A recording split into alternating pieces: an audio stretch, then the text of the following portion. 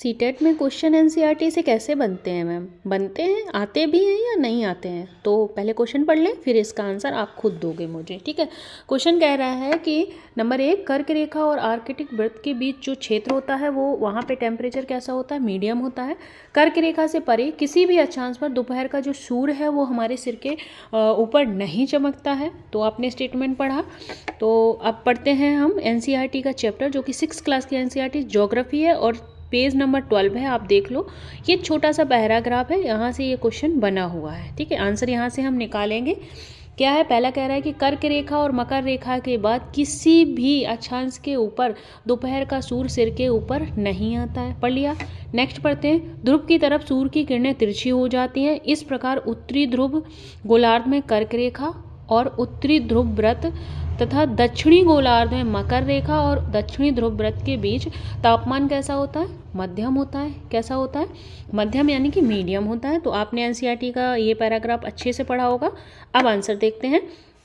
तो पहला आपने क्या पढ़ा था कि जो आपका कर्क रेखा है और आर्कटिक वृत्त है, इनके बीच का टेम्परेचर कैसा है? मीडियम होता है। तो हमने यहाँ पे पढ़ा कि कर्क रेखा और मकर रेखा के बीच का जो टेम्परेचर है वो कैसा होता है? मीडियम होता है। यहाँ पे आर्कटिक वृत्त है, यहाँ पे उत्तरी ध्रुव वृत्त दिया गया। तो उत्तरी ध्रुव वृत्त और आर्कटिक वृत्त सेम ही होते हैं। मैं जब क्लास लूँगी तो वहाँ पे मैं इनको अच्छे से चीज़ों को मैं टैकल करूँगी, ठीक है। तो ये ऑप्शन सही हो जाता है। दूसरा है कि कर्क रेखा से परे, यानी कर्क रेखा के बाद जो भी अक्षांश है वहाँ पे जो सूर्य है हमारे सिर के ऊपर नहीं जाता। क्यों नहीं जाता है? क्योंकि वहाँ पे जो हमारी सूर्य की किरणें हैं वो तिरछा पड़ती हैं। विषुवत रेखा पे तो सीधी पड़ती हैं, लेकिन कर्क रेखा और मकर रेखा के बाद जो भी चीज़ें होती हैं, जो भी अक्षांश होते हैं, देशांतर होते हैं, तो वहाँ पे हमारा सूर्य कैसा पड़ता है? सूर्य की किरणें तिरछी पड़ती हैं। सो दैट जो सूर्य है हमारे सर के ऊपर नहीं पहुँच पाता है, ठीक है। तो ये भी क्या है? ये भी ऑप्शन सही है, बट व्याख्या नहीं कर रहा। व्याख्या क्यों नहीं कर रहा? मैंने बताया ना कि क्यों सूर्य हमारे ऊपर सिर के ऊपर नहीं आता है, क्योंकि सूर्य की किरणें तिरछी पड़ती हैं। अगर ए में ये दिया गया होता कि सूर्य की किरणें तिरछी पड़ती हैं, देन आर दिया होता तो व्याख्या होती, ठीक है। तो ऑप्शन कौन सा सही हो जाएगा? ए आर की सही व्याख्या करता है, सॉरी ए आर दोनों सही हैं, लेकिन आर ए की सही व्याख्या नहीं करता है।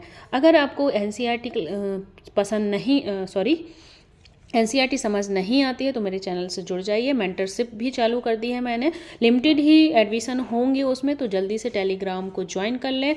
और अगर आपको क्लासेस एनसीईआरटी बेस्ड चाहिए तो कमेंट बॉक्स में कमेंट करें, सपोर्ट करें। So thank you guys, take care and bye.